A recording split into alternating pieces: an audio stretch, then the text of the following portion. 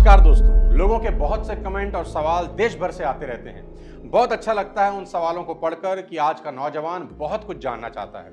आज के इस अलग तरह के वीडियो में जानेंगे 7 बेहद इंपॉर्टेंट सवालों के जवाब जो हर किसी के मन में उठ रहे हैं, जिनका कोई सटीक जवाब उन्हें कहीं नहीं मिल रहा। हजारों कमेंट्स और सवालों को पढ़ने के बाद ये 7 सवाल मैंने शॉर्टलिस्ट किए। हो सकता है इनमें से कोई सवाल आपके मन में भी उठता हो, तो आपको उसका जवाब आज इस वीडियो में मिल जाएगा। इसलिए इस वीडियो को आखिरी तक जरूर देखिए और अगर आप हमारे चैनल पर नए हैं तो सब्सक्राइब कर दीजिए और बेल आइकन दबा दीजिए ताकि हमारी अगली वीडियो की नोटिफिकेशन आपको मिल सके। चलिए शुरू करते हैं आज के सबसे इंपॉर्टेंट सवाल को। सबसे पहले बहुत से लोग आज ये जानना चाहते हैं कि सबसे इंपॉर्टेंट इंसान कैसे बना जा सकता है। हम ऐसा क्या करें कि लोग हमारी वैल्यू करें और हमारे बारे में हर जगह बात हो। हर इंसान जानना चाहता है कि लोग उसकी तारीफ करें, उसके बारे में चर्चा हो। यह बहुत ही शानदार सवाल है और इसका जवाब बहुत ही सिंपल। आपको अपनी पसंद और नापसंद से ऊपर उठना होगा। छोटी बातों को साइड हटाकर बड़े गोल्स पर फोकस करना होगा। भीड़ का हिस्सा नहीं, भीड़ की वजह बनना होगा। सचिन तेंदुलकर अपने बचपन में आम दोस्तों की भीड़ में शामिल नहीं थे। अगर ऐसा होता तो वो आज सचिन तेंदुलकर ना होते। मौज मस्ती, पार्टीज, घूमना फिरना, डिस्कोथेक, बाइक पर आवारागर्दी, उन्होंने इन सब से ध्यान हटाकर बड़े गोल यानी चैंपियन बनने पर फोकस किया। आपको आज की मस्ती और आवारागर्दी की कुर्बानी देनी ही होगी। आपको अपने आसपास की हर फालतू और एनर्जी चूसने वाली बातों से ऊपर उठना होगा। आपको अपनी जिंदगी के अगले 1000 दिन बड़े गोल पर फोकस करना होगा। अगर सूरज की तरह चमकना है तो सूरज की तरह जलना भी होगा। हर घर में किसी एक को जीवन कुर्बान करना ही होता है ताकि बाकी परिवार आराम कर सके। मैं चाहता हूं वो कुर्बानी आप दें। हम आज आजादी में सांस ले रहे हैं। जानते हैं क्यों? क्योंकि लाखों लोगों ने अपनी पसंद नापसंद, परिवार, यहां तक कि अपनी जान को कुर्बान कर दिया ताकि अंग्रेजों को देश से निकाला जा सके। मैक्सिमम लोग सफलता की सीढ़ियां इसलिए चढ़ सके क्योंकि वो तब भी अपना पसीना बहा रहे थे जब उनके आसपास के लोग आराम कर रहे थे।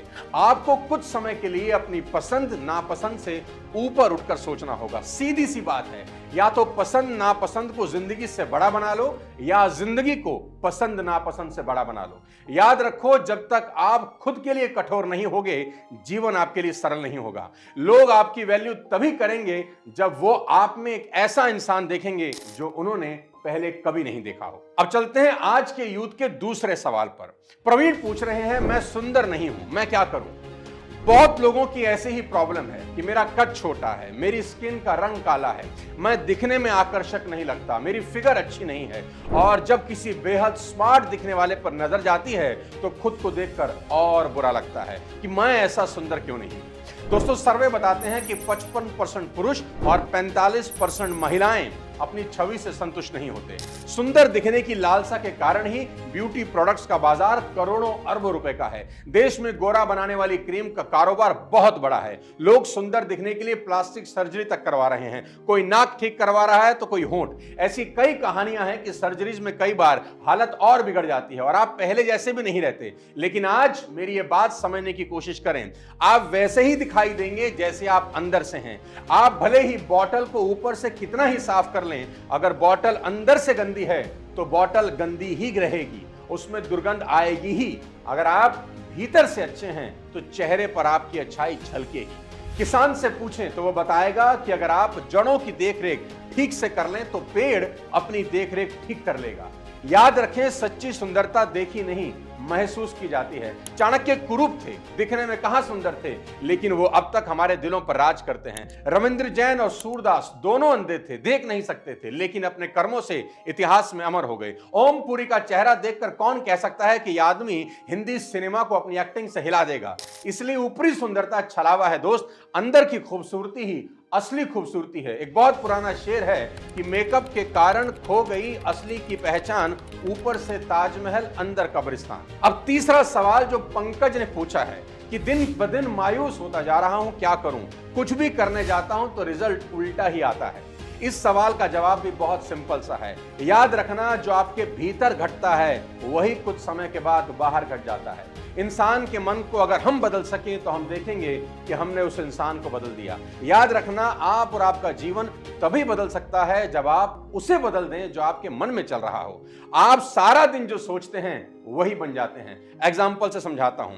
किसी मॉल में जाते वक्त अगर आपको लगता है कि आपकी कार के लिए पार्किंग नहीं मिलेगी, तो यकीन मानिए नहीं मिलेगी, क्योंकि हमारा सारा ध्यान भरी पार्किंग वाली जगह पर ही लगा रहता है और हम भूल जाते हैं कि ठीक हमारे पीछे एक जगह खाली हुई है और उसमें उस इंसान ने गाड़ी लगा दी है जो घर से यह सोचकर आया था कि कितनी भी भीड़ हो मुझे तो पार्किंग मिल ही जाएगी, और जीवन उसके लिए कार खड़ी करने की जगह बना ही देता है। इसलिए अगर आप अपने मन को बदल सकें तो आप अपने जीवन को आसानी से बदल पाएंगे, क्योंकि बाहर का जगत आपके मन का ही रिफ्लेक्शन है। इसलिए कहा जाता है कि मन के हारे हार है और मन के जीते जीत। अपने अंदर खुशी पैदा करने का सबसे आसान तरीका आपको बता देता हूं। अपनी एसोसिएशन को तुरंत बदल दो। ऐसे लोगों के बीच जाने का रास्ता ढूंढो जो खुश रहते हो, प्रोडक्टिव हो। ऐसे लोगों के बीच जाते ही आप पाएंगे कि धीरे धीरे मन बदलने लगा है, और जहां भीतर की दुनिया बदली, बाहर की दुनिया बदलते देर नहीं लगेगी। अगला बेहद इंटरेस्टिंग सवाल जो विजय जी पूछ रहे हैं कि अब तो मेरी उम्र हो चली है, मैं कुछ नहीं कर सकता, ऐसे विचार दिल में आने लगे। एक बहुत सारे पन्नों वाली कॉपी के बारे में सोचिए। आप उस कॉपी पर ऊट पटांग लाइनें डाल सकते हैं या उस पर कोई बहुत सुंदर सी कविता भी लिख सकते हैं। कोई फर्क नहीं पड़ता कि अभी तक आपने उस कॉपी पर कितनी ही आड़ी टेढ़ी बिना सर पैर की लकीरें डाली हों, अगला पन्ना उसका बिल्कुल साफ ही है। उस पर कुछ भी और कैसा भी लिखा जा सकता है। जब तक इस कॉपी के पन्ने खत्म नहीं हो जाते तब तक लिखा जा सकता है।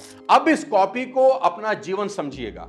आपकी उम्र कितनी भी क्यों ना हो, अभी बहुत खाली पन्ने आपकी किताब में बचे हैं। अब भी शुरुआत करने में कोई देर नहीं हुई है। यहां आपको बताता चलूं कि रेमंड अल्बर्ट रॉक यानी के rock, he was 52 when he started McDonald's. KFC के मालिक Colonel Harlan Sanders was 62 years old when he first franchised Kentucky Fried Chicken (KFC). उम्र सिर्फ एक नंबर है मेरे दोस्त। आप अमिताभ बच्चन को देख लीजिए, 80 साल की उम्र में उनका जोश देखने लायक है। अनिल कपूर कहां से आपको 68 साल के नजर आते हैं, आज भी वैसी ही मेहनत करते नजर आ जाएंगे। और सबसे खतरनाक एग्जाम्पल आपको यहां देता हूं। Grandma Moses started painting at the age of 76 and she became one of the country's most famous painter।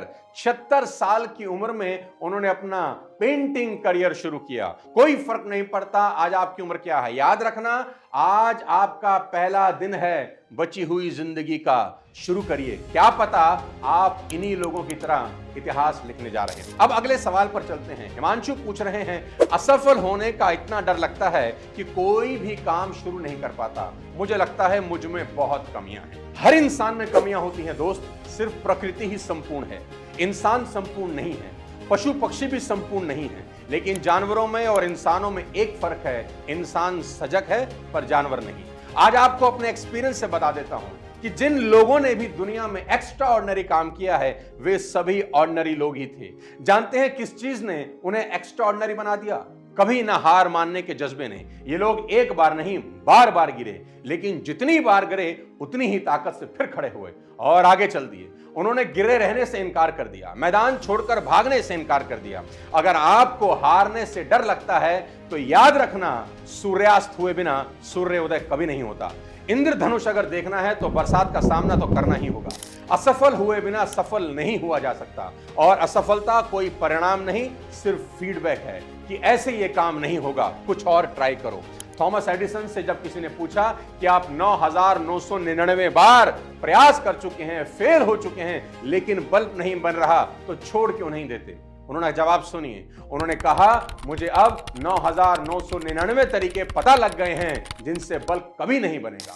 उन्होंने असफलता को असफलता नहीं माना, बल्कि फीडबैक ही समझा और एक दिन बल्ब बना दिया। इसलिए अगर आप सफल होना चाहते हैं दोस्त, तो पहले असफलता का स्वाद चखना ही होगा। अगला सवाल बहुत ही इंपॉर्टेंट और रेलिवेंट है। साक्षी ने पूछा है कि हमारे आसपास के कई लोग हमसे ज्यादा पैसे वाले हैं, हमसे ज्यादा ताकतवर हैं, हम कैसे उनका मुकाबला करें? शतरंज की बिसात के बारे में सोचो साक्षी। इसमें पहली लाइन में सबसे ताकतवर मोहरे होते हैं, हाथी, ऊंट, घोड़े, राजा और रानी, और उनके आगे की पंक्ति में है प्यादे। सबसे ज्यादा ताकतवर कौन दिखाई देता है? यकीनन हाथी, ऊंट, घोड़े, राजा और रानी। लेकिन इन सब में एक कमी है। हाथी आखिरी तक हाथी ही रहता है, घोड़ा खेल के अंत तक घोड़ा ही रहेगा, ऊंट आखिरी तक ऊंट ही रहेगा और राजा रानी आखिरी तक राजा रानी ही रहेंगे। लेकिन अगर ध्यान दो तो हर प्यादा राजा रानी बनने से सिर्फ 6 कदम ही दूर होता है। हर प्यादे में राजा होने की ताकत है। भले ही हमारा जन्म अनपढ़ माँ बाप के यहाँ क्यों ना हुआ हो, पर हमारी मौत एक विद्वान के रूप में हो सकती है। भले ही आज हमें कोई ना पहचानता हो, पर आने वाली पीढ़ियों के लिए हम उदाहरण बन सकते हैं। हम आज क्या हैं इससे कोई फर्क नहीं पड़ता, फर्क इससे पड़ता है कि हम कल क्या हो सकते हैं। ईश्वर ने जरूर हमें प्यादों की तरह जन्म दिया है, पर उसने हमारे अंदर राजा होने की संभावना भी दे रखी है, बस उसे ही पहचानना है। और याद रखना, अगर तुम खुद को कमजोर मानते हो तो अपना नहीं, उस परमात्मा का अपमान करते हो जो तुम्हारे भीतर है। हमारी नियति यही है कि हम सबने एक जैसे मनुष्यों के रूप में जन्म लिया है, पर हमारी कीर्ति इसी में है कि मौत के समय हम एक जैसे ना हो। इसलिए उठो, खुद को किसी से कम ना समझो और इतिहास लिख डालो। आज का 7वां और आखिरी सवाल जो समीर ने पूछा है कि मेरे साथ हमेशा बुरा ही होता है, सारी दुनिया मुझे गिराने की कोशिश करती है, मुझे क्या करना चाहिए? मेरी एक लाइन को अपने जीवन का सार बना लो समीर। ये सिर्फ एक लाइन 100 किताबों पर भारी है। जब भी तुम्हारे साथ कुछ गलत हो, इस लाइन को याद रखना कि घटना का घटना आपके हाथ में नहीं है, घटना में रंग भरना आपके हाथ में है। मैं दोबारा कहता हूं, घटना का घटना आपके हाथ में नहीं है, घटना में रंग भरना आपके हाथ में है। घटनाएं ईश्वर कराता है, उसका जवाब मनुष्यों को देना होता है। घटना घटी ये इंपॉर्टेंट नहीं है, हम उस घटना को कैसे लेते हैं ये इंपॉर्टेंट है। साउथ अफ्रीका के पीटरमैरिट्सबर्ग रेलवे स्टेशन पर गांधी को धक्का देना एक सामान्य घटना ही थी। गांधी इस घटना से अवसादग्रस्त हो सकते थे, डिप्रेशन में आ सकते थे, पर गांधी ने जवाब दिया, तुमने ट्रेन से बाहर फेंका है, मैं तुम्हें देश से बाहर फेंक दूंगा। सारा ब्रिटिश साम्राज्य उस गोरे को आज तक कोस रहा है कि काश उसने गांधी को फर्स्ट क्लास में सफर करने दिया होता। इंपॉर्टेंट कभी यह नहीं होता कि किसी ने आपको गाली दी, नीचा दिखाया, गिराने की कोशिश की। इंपॉर्टेंट यह है कि आप उसका जवाब कैसे देते हैं। याद रखो कि राम की अपनी मां ने उन्हें 14 साल के लिए वन भेज दिया। वन में कोई पत्नी उठा के ले गया। वापस जब अयोध्या लौटे तो फिर से सीता को खोना पड़ा। लेकिन इन सब घटनाओं के अंदर राम ने ऐसा रंग भरा कि लोग आज उन्हें मर्यादा पुरुषोत्तम कहते हैं। इसलिए याद रखना, घटना का घटना आपके हाथ में नहीं है, घटना में रंग भरना आपके हाथ में है। आपकी जिंदगी किस दिशा में जाएगी या आपके जीवन में होने वाली घटनाएं डिसाइड नहीं करती, बल्कि आप उन घटनाओं का जवाब कैसे देते हैं, इससे जिंदगी की दिशा डिसाइड होती है।